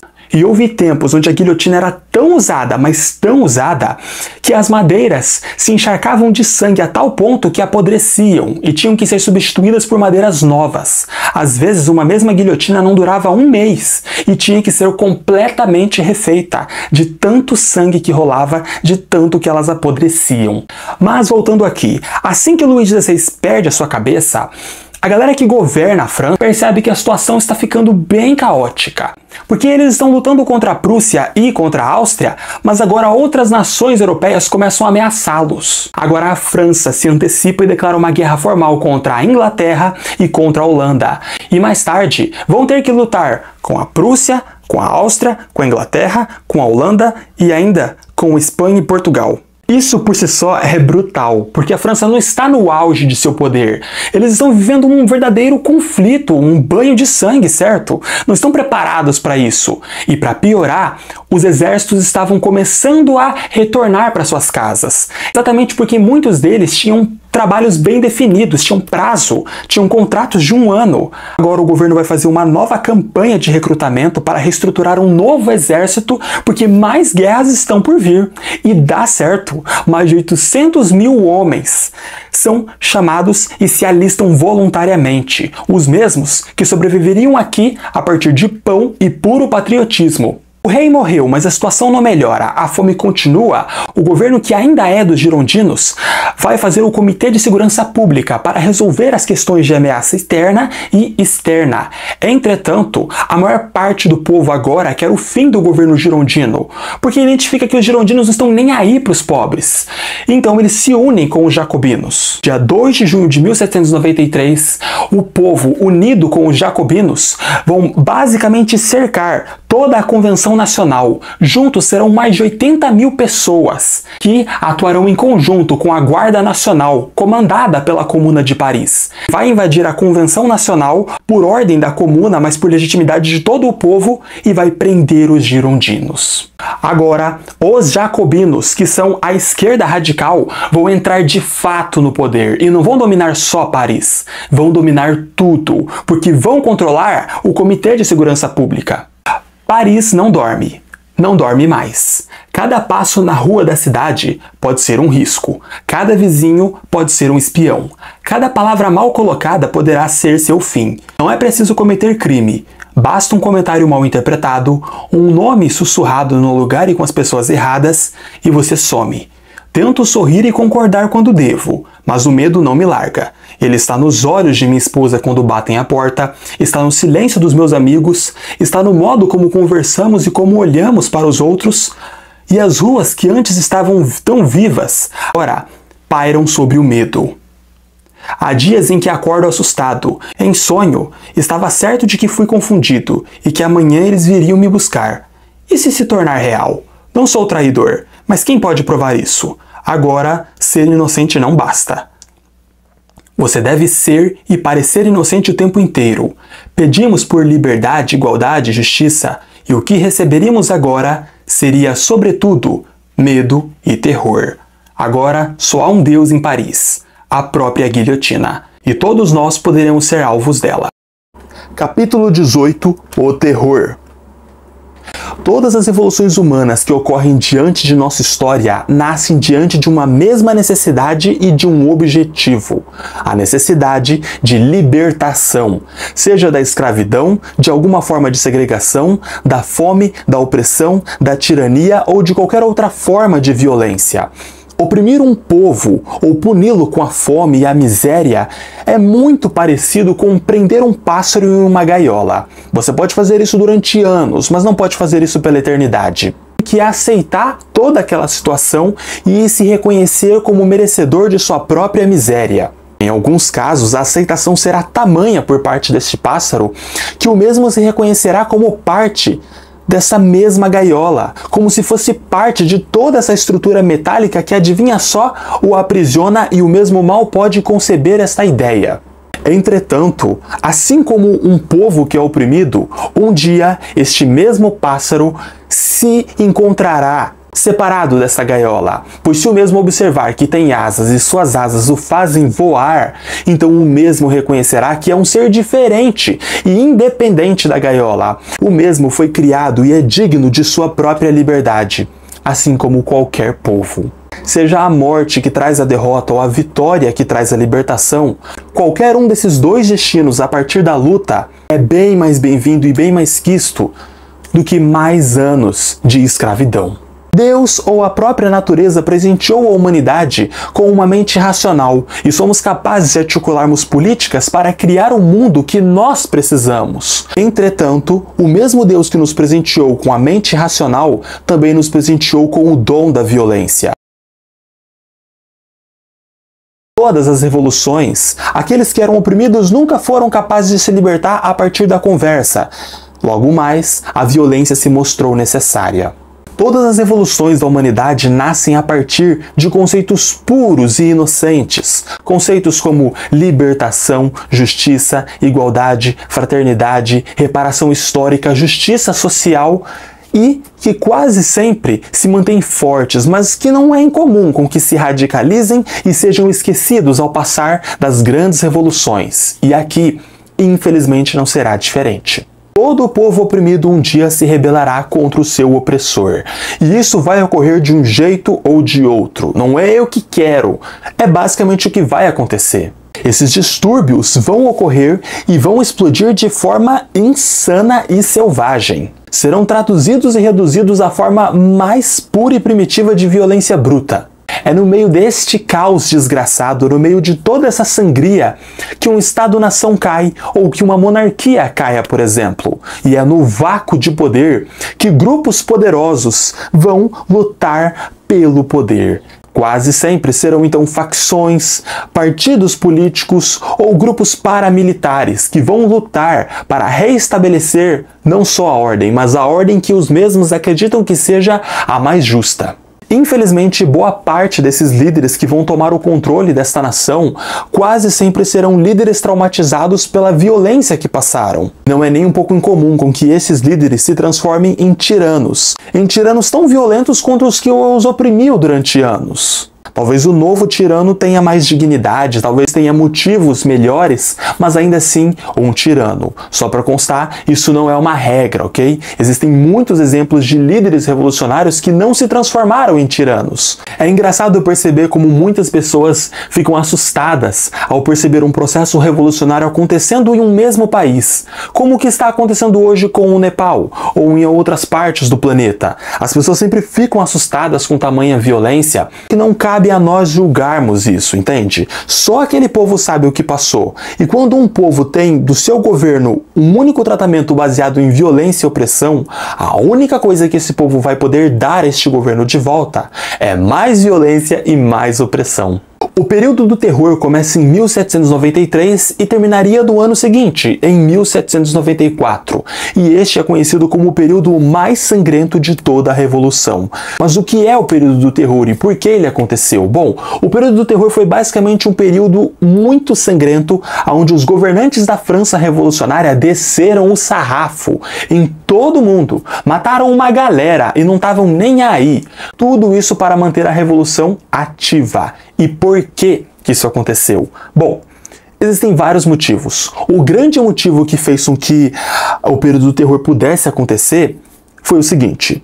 Pela primeira vez na história da França, os pobres, que ali poderiam ser chamados de jacobinos, sobretudo em suas alas mais radicais, se elegeram pela primeira vez em sua história. Essas pessoas eram os pobres que sofreram com a fome, com a miséria e com a opressão, e que pela primeira vez em suas vidas e pela primeira e única vez na história do país, teriam a chance de criarem o país que precisam, que sempre necessitaram, uma França mais justa. E essa oportunidade em si era única, era singular, não poderia ser perdida, não poderia ser desperdiçada. Os jacobinos que entraram no poder tinham um medo extremo de serem traídos ou então de serem derrubados por forças contra-revolucionárias. Sejam elas então forças de dentro da própria França, sejam pelos monarquistas que lá habitavam, ou então por exércitos estrangeiros da Europa. Era muito preocupante, pois o medo se transformava em paranoia. Mais tarde, todos os jacobinos concordaram e, basicamente, convenceram a população francesa de que a única forma de se manter a revolução ativa para criarem um país que sempre quiseram era a partir de táticas de violência contra aqueles que queriam derrubar a revolução. E a maior parte da população francesa aceitou. E nessa época, um homem chamado Maximilien Robespierre, que foi eleito em 1789 pelo terceiro estado francês, se tornará o grande nome da República. Será o homem que definirá, que governará a França. Este, por si só, era um jacobino extremamente carismático. Tinha uma personalidade que agradava a maior parte dos franceses. Tanto que Robespierre era considerado por muitos franceses como incorruptível. Maximilien Robespierre fica tão popular dentro do grupo dos jacobinos que agora ele vai se transformar basicamente no presidente do país. Ele meio que assumiu o poder do Comitê de Salvação Pública entre o comando de muitos outros órgãos de controle e poder na França, e agora angariou tanto poder, mas tanto poder, que o mesmo era capaz de decidir quem entrava, quem saía, quem vivia e quem morria. Na época, os jacobinos tinham em suas cabeças que a qualquer vacilo que eles dessem poderia ser o suficiente para que toda a revolução fosse destroçada e apagada. Então é agora que o período do terror começa e a violência fica ainda mais acentuada. Em 1793, os jacobinos mandam o exército francês e a Guarda Nacional a arrebentarem todos os movimentos contra-revolucionários da França, e fazem isso com máxima brutalidade. No começo, o objetivo era prender e julgar. Agora, se matar só, dane-se, não estamos nem aí. Em março de 1793, nasceria o famoso, o poderoso Tribunal da Revolução, ou o Tribunal Revolucionário. Basicamente, um tribunal específico, criado para julgar aqueles que eram contra a Revolução. O que é interessante nós questionarmos aqui é a forma como a maioria das pessoas eram julgadas e condenadas. A maior parte das pessoas, no ápice do período do terror, tinham suas vidas decididas em menos de 5 minutos. Vocês têm noção disso? Muitos ali não tinham condições de se defender. Mesmo aqueles que eram inocentes frequentemente morriam apenas por serem acusados. Em junho de 1794, a matança se fez tão poderosa que o governo jacobino aprovou uma das leis mais absurdas da história da França, a chamada Lei 22 Pradial. Simplificando, era uma lei que dava o poder para os juízes do Tribunal Revolucionário Francês condenar alguém como culpado, se os mesmos acreditassem que já houvessem provas suficientes, o que por si só é um absurdo e acelerou a matança, acelerou a morte de muitas pessoas. É estimado que pelo menos 16 mil pessoas tenham sido mortas na guilhotina e mais 40 mil tenham morrido ou em execuções sumárias ou então em prisões insalubres. Só para constar, atualmente a maior parte dos historiadores franceses consideram que a maioria esmagadora daqueles que morreram a partir das ordens do Tribunal Revolucionário Francês não eram exatamente contra-revolucionários, mas civis que questionavam toda a violência e toda a política jacobina. No dia 16 de outubro de 1793, a ex-rainha Maria Antonieta, a mulher do rei Luís que perdeu a cabeça, foi julgada e condenada à morte. Logo depois disso, os antigos governantes girondinos foram executados à morte e todos acusados do mesmo crime, alta traição contra a República e contra o povo francês, o crime mais grave que se tinha. E foi mais do que aplaudido, o povo comemorou.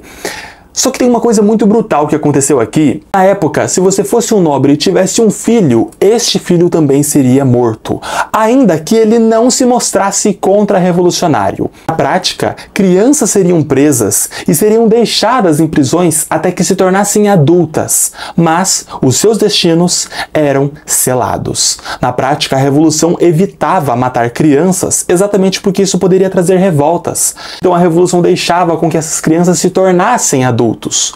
Tudo isso baseado no mesmo argumento, de que no futuro esses filhos desses nobres poderão se tornar ameaças futuras para toda a revolução.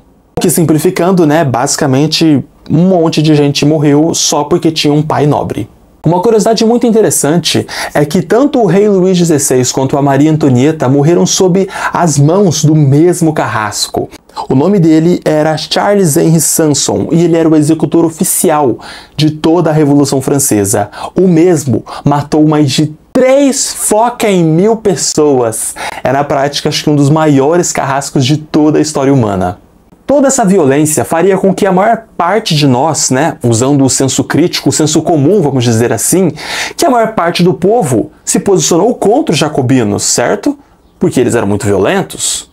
Não. Não mesmo. Mesmo os jacobinos sendo extremamente violentos, a maior parte esmagadora do povo, a maior parte esmagadora do povo francês queria a continuação deles no poder. Por quê? Mesmo com tamanha violência, mesmo com que muitos inocentes pudessem morrer, foi apenas e única e exclusivamente com os jacobinos que a França revolucionária de fato foi revolucionária. Se transformou num país mais igualitário, vamos dizer assim. E aqui vão os motivos. Foi apenas com os jacobinos que, primeiro, aboliram o sistema feudal, 2, fizeram a Constituição de 1793, que sim, era bem excludente, sobretudo com as mulheres, mas ainda assim a Constituição mais inclusiva e avançada da época. 3, impulsaram a Lei dos Máximos, que basicamente davam poder aos jacobinos de controlarem preços e congelarem eles, impedindo com que a alta burguesia pudesse então impor a fome aos pobres. Essa Lei dos Máximos também fazia com que o governo tivesse mais poder para combater os especuladores e os acumuladores de capital. 4. Defenderam a união do povo para com a sua liberdade, mesmo que isso significasse declarar uma guerra contra boa parte da Europa que se via ameaçada pela Revolução Francesa. 5. Fizeram um sistema de educação pública gratuita e laica. Infelizmente a Revolução terminou e eles não conseguiram impor isso a todo o país, mas fizeram. 6. E acho que o mais revolucionário depois de acabarem com a fome. Aboliram a escravidão em todas as colônias, não só na França, mas em todas as colônias francesas, o que por si só é mais do que revolucionário, certo? Do que adianta você libertar o seu povo e condenar outros a isso, certo? Isso foi, assim, de outro mundo. Infelizmente tudo isso seria restaurado por outros governos no final, como por exemplo a própria escravidão que o Napoleão Bonaparte iria restaurar. Mas no governo jacobino, mesmo diante de tanta violência, tudo isso se fazia capaz. E a França estava melhorando, apesar de tanta violência. Um dos grandes destaques da história dos jacobinos, foi a revolta de Toulon. O povo de Toulon era muito próximo aos girondinos, ao antigo governo que se rivalizava com os jacobinos. A cidade de Toulon era uma cidade costeira que fazia ali um ligamento com o mar Mediterrâneo. E o povo de Toulon se uniu aos monarquistas, que mais tarde se uniram a outros exércitos estrangeiros, a exércitos da Europa, como por exemplo o exército inglês e espanhol. Agora, isso levaria à chamada Revolta de Toulon. A França revolucionária mandou seu exército e se ferraram. O povo de Toulon, aliado com os exércitos estrangeiros, deram uma surra no exército francês. E isso por si só se traduziu numa ameaça muito grave, porque se isso continua, bom, a revolução estava ameaçada. Gente, no ápice disso tudo, não havia ninguém meramente racional que pudesse olhar para aquele conflito e dizer: gente, os franceses ainda têm uma chance de vencer. Não, tudo apontava para a derrota dos franceses. É nesse exato momento que uma pessoa diferente é incluída na história e mudaria tudo. Um capitão de artilharia, um rapaz, um jovem de 24 anos é mandado para lá. E este jovem por si só se demonstrou interessado em resolver toda a questão. Ele entendia um pouco da geografia do local e reconheceu que estavam em menor número. Então ele pegou o pouco do exército francês que estava na região e colocou em cima de uma colina, numa posição estratégica, na qual o exército francês, mesmo estando em minoria, era capaz de lutar contra os revoltosos e ao mesmo tempo impedirem novas embarcações de chegarem até Toulon. E não é que deu certo? Esse jovem de 24 anos foi capaz de impedir com que a revolta de Toulon derrubasse a revolução. Esse jovem de 24 anos, nada mais nada menos do que o jovem Napoleão Bonaparte, que agora foi promovido, saiu de capitão de artilharia para se transformar em um general de brigada. Começaria aqui e agora o início de um grande conquistador. E por volta de 1793, 1794, ocorreria a chamada Revolta da Vendéia, a briga mais sangrenta dentro da Revolução Francesa. O povo de Vendéia era muito parecido com o povo de Nantes, que é a próxima cidade com que eu vou falar. Era um povo monarquista, que apoiava a monarquia, apoiavam os reis e um povo estreitamente religioso. E naquela época, os jacobinos mandavam perseguir sim os padres de toda a classe religiosa e não estavam nem aí. Basicamente, não porque eram ateus ou porque eram contra a religião cristã, mas sim porque enxergavam no clero um bando de traidores, já que os mesmos ajudaram a legitimar toda a violência que o rei Luís fez com os pobres. O problema é que a região de Vendéia era muito maior e estava bem mais unificada do que Toulon. A briga ali seria colossal e sangrenta, independente da vitória. A briga em Vendéia foi sufocada e ponto para os jacobinos. Só para constar, é estimado que mais de 150 mil pessoas tenham sido mortas na Guerra da Vendéia. Boa parte de todas as pessoas que morreram na Revolução morreram aqui. Mais tarde, uma situação parecida iria ocorrer na cidade de Nantes, que fica a mais ou menos a 70 quilômetros da região de Vendéia.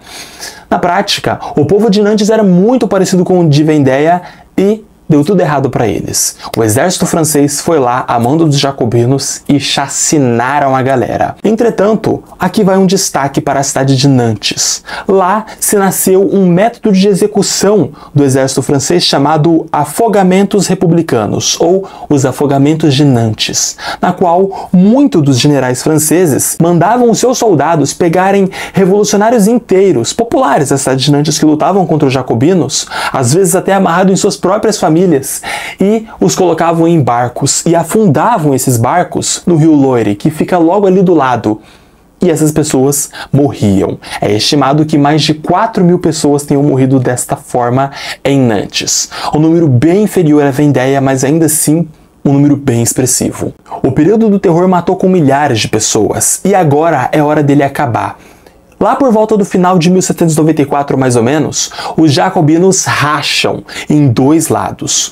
Uma parte do movimento acredita que o terror foi uma coisa assim agressiva demais e que é hora de parar. Estes são os moderados, aqueles que queriam menos violência. E havia uma outra parte dos jacobinos que queria o terror e queria que as coisas até piorassem na verdade. Isso por si só foi entendido aos olhos de Robespierre, que era o líder dos jacobinos na época, como uma ameaça a toda a revolução, assim como a república. O que é que ele fez? Mandou prender os dois líderes das duas alas que se racharam no meio, prendeu e matou. Simplesmente matou duas pessoas que estavam do seu lado, do seu partido, entendeu? Olha isso. E o pior, uma dessas pessoas que foi morta, mais precisamente o líder da facção moderada, era um homem chamado Georges Jacques Danton, que era um amigo pessoal do próprio Robespierre. Foi a partir desse momento que os outros jacobinos começaram a ver Robespierre como uma pessoa que já não era mais confiável, pois se o mesmo era capaz de matar um amigo que ele tinha, imagina só o que ele não poderia fazer com os outros que ele mal conhecia. E agora o tempo passa e a tensão aumenta. Os jacobinos já não gostam mais de Robespierre e estão com muito medo de suas atitudes, pois elas se provam cada vez mais radicais. Agora, o próprio Robespierre começa a se isolar, já não começa mais a conversar com seus amigos. Lá por volta do dia 26 de julho de 1794, o Robespierre faz um discurso na Convenção Nacional, alertando a França dos conspiradores. O problema é que o mesmo faz isso e não os nomeia. Não diz quem são, de onde vieram, se são franceses, estrangeiros. Mais uma vez, ele estava a fim de fazer um banho de sangue. O fato dele não nomear essas pessoas era um indicativo de que o mesmo estava completamente fora da casinha. Ele ia matar qualquer um que ele enxergasse como traidor, ainda que não fosse. No dia seguinte, a Convenção Nacional, basicamente os seus antigos aliados e amigos, o declararam como o inimigo número 1 da Revolução. Robespierre tentou fugir e se refugiou no Hotel de Ville, onde seus apoiadores se reuniram para protegê-lo. Houve uma tentativa de insurreição, mas assim que Robespierre recebeu a notícia de que ele foi considerado inimigo da própria Revolução, o mesmo tentou basicamente tirar a própria vida, dando um tiro em sua cabeça, mas que na verdade acabou pegando na mandíbula e não o matou. As tropas da Convenção Nacional o pegaram e o mesmo foi decretado como culpado de alta traição e inimigo da Revolução no dia 28 de julho de 1794, juntamente com outros 21 outros apoiadores. E assim morria o outro grande líder da França. Olha isso, gente. E o mais engraçado de tudo, Robespierre foi morto pelas mãos do carrasco Charles Henry Sanson, o mesmo que matou, adivinha, os antigos girondinos, o rei e a rainha, e matava o Robespierre também. Quer dizer, o cara tava matando todo mundo, independente que, ó, eu tô só fazendo meu trabalho. A maior parte da população francesa acabou comemorando, porque o Robespierre tinha passado de ser um herói nacional para se tornar um louco tirano psicopata. E uma curiosidade muito perturbadora sobre o período do Grande Terror, né, só para finalizar esse período aqui, é que um homem foi executado basicamente porque alguém escreveu o nome dele na lista errada, na lista de suspeitos. E na época, todos os envolvidos sabiam que o nome foi colocado ali de forma errônea e ninguém teve coragem de se levantar e corrigir, basicamente por medo de ser interpretado pelo Tribunal Revolucionário ou pelo Robespierre como inimigo da Revolução. O cara morreu de graça, com todo mundo vendo. Atualmente, muitos gostam de considerar Robespierre como o grande causador do período do Grande Terror e não estão totalmente errados. Entretanto, é injusto considerar essa totalidade, exatamente porque muitos dos homens que mandaram executarem o Robespierre eram seus amigos, que apoiaram todo o Grande Terror e no final pularam fora quando viram que suas vidas estavam por um fio. A loucura no período do Grande Terror foi tanta, gente, que haviam espiões da Revolução espalhados por todo lado. E se você fosse acusado de ser um traidor, você poderia ser executado. Só para você ter uma noção, uma pessoa, um homem, poderia ser simplesmente executado por chamar uma mulher de Monsieur. Monsieur é basicamente um termo respeitoso e meio aristocrata. Era um termo da monarquia que significava madame. O simples fato de usar uma palavra que estava no vocabulário dos nobres era um indicativo de que você poderia ser um traidor. Pessoas morreram por conta disso. Olha que absurdo. Uma outra curiosidade muito interessante. O clero foi interpretado por tamanha traição que muitos deles foram perseguidos. Padres foram presos e mortos, enfim. Igrejas foram fechadas ou então convertidas nos chamados templos da razão, que era basicamente grandes bibliotecas. Mas uma coisa muito interessante é que os revolucionários criaram um calendário novo para a França revolucionária. E o que isso tem a ver com o cristianismo? Bom, o antigo calendário era baseado na fé cristã.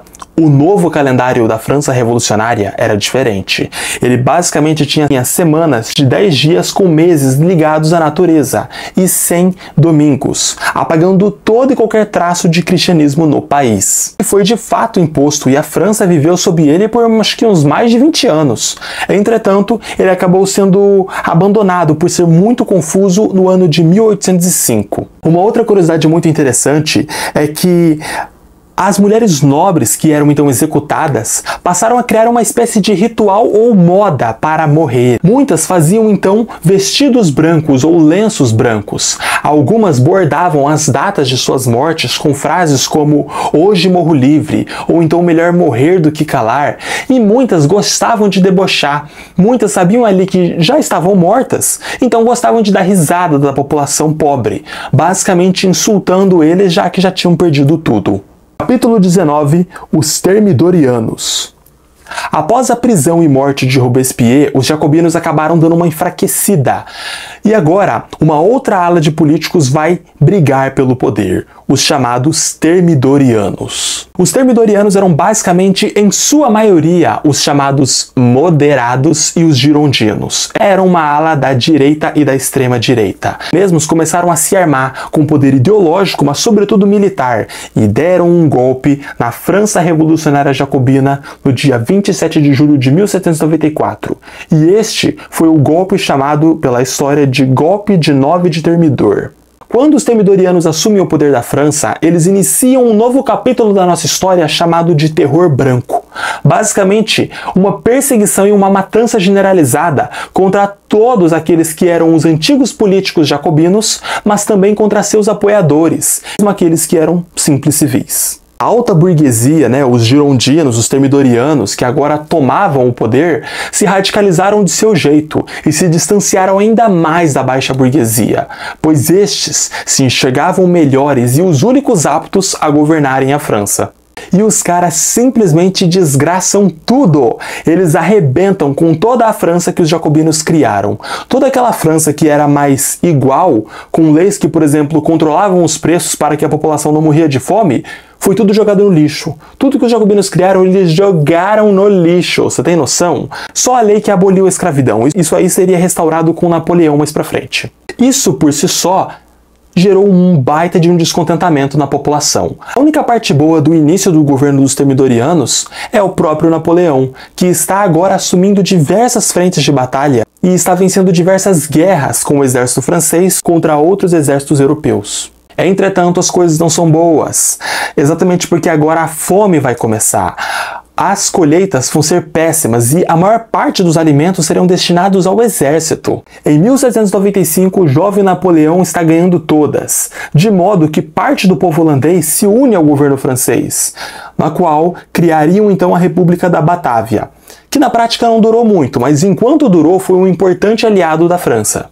Mais tarde, a Prússia, que seria mais tarde a Alemanha, assina um acordo de paz com a França porque não aguentou a guerra. E mais tarde, os espanhóis seriam escorraçados, iam tomar tanta porrada dos franceses que iriam aceitar a derrota. A França avança e está indo cada vez melhor nas guerras. Entretanto, agora a política da França vai mudar radicalmente. Agora os franceses vão ter duas assembleias legislativas. Uma se chamará Conselho dos 500 por ter 500 deputados e o outro será o Conselho dos Anciãos, que vai ter mais de 250 pessoas. Juntos, essas 750 pessoas, essas duas assembleias, vão se unir e vão escolher 5 pessoas para governarem a França. E estes serão os chamados 5 diretores. Começa aqui e agora o governo diretório. E se recordam que alguns minutos atrás eu falei da revolta de Vendéia e Nantes? Então, muitos daqueles que sobreviveram e viram suas famílias, os seus amigos, ou pessoas comuns e inocentes sendo jogadas nos rios para morrerem ou serem guilhotinadas, bom, essas pessoas agora vão se revoltarem contra a revolução e vão começar a agredir o governo dos diretórios. Independente se foi eles quem causou isso ou então os jacobinos. Agora os diretores vão começar a prender todos aqueles que são jacobinos, ou matá-los, e vão fazer isso até mesmo com o exército. É aí que o Napoleão Bonaparte será preso, pois o mesmo gostava muito dos jacobinos. Só que não durou muito, porque o povo começou a ameaçar tanto, mas tanto matarem os diretores, assim como os anciãos e os conselhos dos 500, que mais tarde os diretores mudaram de ideia e soltaram o Napoleão Bonaparte para serem salvos pelo mesmo, porque sabiam que as chances de saírem vivos disso eram poucas, mas se existisse, estava nas mãos do jovem general. E deu muito certo para os diretores, porque o jovem Napoleão salvou todos. Nessa parte da história, o Napoleão ainda não era o herói do povo. Agora ele seria visto como um grande de um otário, porque impediu com que o povo matasse os diretores, dos quais estavam destruindo a França. Em 1796, Napoleão Bonaparte é mandado para liderar uma invasão francesa no território italiano. E nessa época, a Itália não era exatamente um país, e sim vários reinos independentes. Suas táticas são tão inovadoras que ele conquista um território por vez, avança do jeito que ele quiser, às vezes rápido como um tsunami, às vezes mais paciente, mas sempre conquistando, e as tropas austríacas que estavam lá fazendo frente foram derrotadas. Não que o Napoleão tenha unificado o povo italiano e fundado a República Italiana, não, mas ele teve uma boa influência naquilo que mais tarde seria a República da Itália. Os austríacos, que eram basicamente os grandes inimigos da França, depois, é claro, dos ingleses, se ferraram tanto e perderam tanto nessa guerra fracassada que agora assinaram um acordo de paz com os franceses. E aquela antiga coalizão de países que eu falei para vocês, né, que eram marcados então pela Holanda, pela Espanha, pela Inglaterra, enfim, foi tudo desfeito. Agora é só França versus Inglaterra mesmo. É nesse período que a França começa a se expandir territorialmente, e é nesse período que Napoleão começa a ganhar um pouco de fama, e fama positiva. O mesmo não será mais visto como um general, ele será visto como um grande de um conquistador.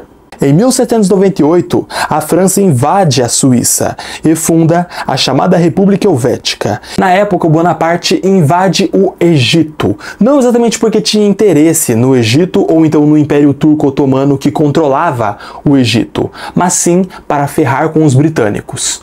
Ficou um pouquinho confuso, né? Calma que eu vou explicar. Na época, os britânicos, os ingleses, né, o Império Britânico, precisava passar por uma região muito específica do Egito. A rota marítima egípcia encurtava em meses as viagens britânicas. Esses grandes barcos traziam os produtos das Índias para território europeu, sobretudo para a Inglaterra. O objetivo de Bonaparte era impedir com que esses barcos atravessassem essa rota egípcia para estrangular a economia britânica.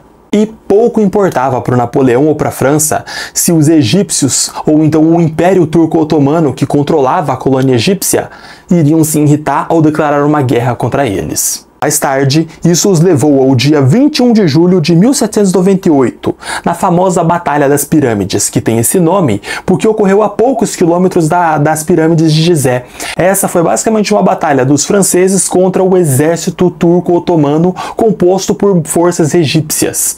O Bonaparte mostrou mais uma vez por que era o maior general daquele tempo. Ele organizou seus soldados em quadrados, cada um defendendo uma posição, fez vários quadradinhos, vários blocos naquela região. A cavalaria otomana veio e tomou um pau. Na prática, o Bonaparte venceu e venceu com folga. Para vocês terem uma noção, os franceses perderam menos de 300 soldados, enquanto os turco-otomanos, assim como auxiliados por forças egípcias, perderam mais de 10.000 homens. Isso se configurou como uma das maiores vitórias de toda a história moderna, ou melhor, de toda a história contemporânea. O Napoleão venceu sim a guerra contra os turco-otomanos ou egípcios, enfim, tanto faz. Só que para ele não era jogo, ele não estava nem aí para os turcos otomanos ou egípcios. O negócio dele era com a Inglaterra, era com os britânicos. Entretanto, agora ele ia se ferrar, porque enquanto ele lutava contra os otomanos e os egípcios, os britânicos foram lá na costa egípcia e destruíram toda a frota naval francesa, a mesma frota que havia trazido Napoleão para o Egito. Napoleão e seus homens ficaram presos no Egito durante um tempo. Enquanto isso, a Inglaterra manda exércitos que são apoiados pelos austríacos e pelos russos contra a França. Napoleão só retornaria para a França no ano de 1799 com seus homens e seria acusado de alta traição. Exatamente porque os diretores haviam mandado o Napoleão retornar. Só que essa carta nunca chegou ao Napoleão, e ainda que tivesse chegado, como ele ia voltar se os barcos estavam todos destroçados? Isso que a maioria foi afundada. Só que o governo dos diretores era tão porcaria, era tão broxa e fraco, que eles simplesmente não foram capazes de punir o Napoleão pela suposta traição que eles haviam cometido. Exatamente porque Napoleão era muito popular, ele era maior até do que todos os 5 diretores juntos e com folga. Tanto que quando o mesmo chega à França com seus homens, ele é recebido como um grande herói, pois era ele que conquistava tantos territórios para a França. Em 1799 era ano de eleição e as intenções de voto eram radicalmente esquerdistas, eram radicalmente pró-jacobinos. Todos estavam falando nisso e os termidorianos, os diretores, não queriam isso. Mas o que é que eles vão fazer? E é nesse momento que um outro grupo que angariou muito poder, muito mais poder do que os termidorianos, começa a ganhar um pouco mais de projeção.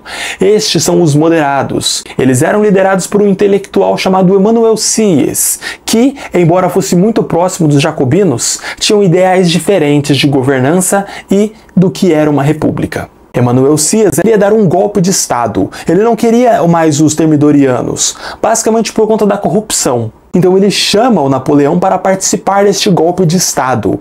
E o Napoleão aceita, porque o mesmo estava de saco cheio da governança, da incompetência dos diretores. É aqui que vem uma parte interessante. O Emmanuel Sieyès era um intelectual, era um homem muito inteligente e era um estrategista até interessante. Só que o ego dele era muito maior do que a sua inteligência. O mesmo se considerava muito melhor do que ele realmente era.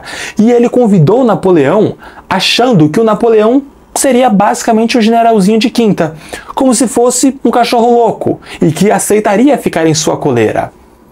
E o mesmo estava amplamente errado e subestimou a inteligência de Napoleão.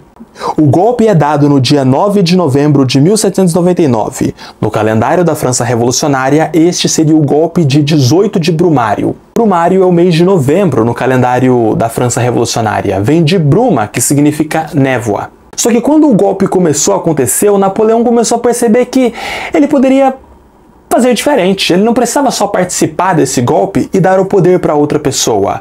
Por que fazer isso quando o próprio Napoleão poderia tomar o poder de tudo e fazer a França ser aquilo que ele sempre quis? Pois agora é exatamente isso que ele vai fazer. No final do golpe, ele basicamente confirma tudo, mas quando ele vai decretar o novo governo, ele intimida os golpistas e fala: sou eu quem vai entrar no poder. Vocês vão percebendo o que ele fez aqui? Ele basicamente deu um golpe de Estado dentro de outro golpe de Estado. Inicialmente, ele se colocou como o primeiro cônsul e depois deu mais poderes à sua função política. E depois se tornou o cônsul vital e depois se autodeclarou imperador francês. Emanuel Sias teria que se tornar um aliado político de Bonaparte para sobreviver. Entretanto, morreu em obscuridade. Nunca teve 10% da popularidade de Bonaparte, nunca fez grandes feitos e esse é o único momento onde ele é relevante. Começaria aqui e agora a Era Napoleônica. É que aceitaram ele bem rápido, mas quem eles de fato queriam eram os jacobinos. Pois foi os jacobinos que, por exemplo, deram direito aos homens de votarem independente da raça ou então da condição financeira. Foram os jacobinos que criaram as leis que controlavam o preço dos alimentos, impedindo os ricos de colocarem preços abusivos. Foram os jacobinos que criaram as leis dos máximos, que basicamente combatia a fome, os especuladores, os acumuladores e a burguesia. Foram os jacobinos que distribuíram as várias terras, que fizeram uma reforma agrária. Então, na prática, o que é que mudou? Bom, quase nada. Os pobres continuaram muito pobres. Os pobres continuaram sem poder político. As terras que foram dadas dos jacobinos para o povo foram agora pegas por outros governantes e foram repartidas e dadas para a elite. Isto é, para a alta burguesia, para os ricos. No final, morreram de 400 a 500 mil pessoas, 500 mil de homens e mulheres que lutaram para que no final tudo terminasse da mesma forma. O velho feudalismo virou o capitalismo. Sai o senhor feudal, entra o patrão. Sai o castelo, entra a fábrica. Sai o rei e entra os banqueiros. Sai a igreja com o dízimo e entra o Estado com os impostos. Na prática, a revolução matou o rei, mas não matou a exploração.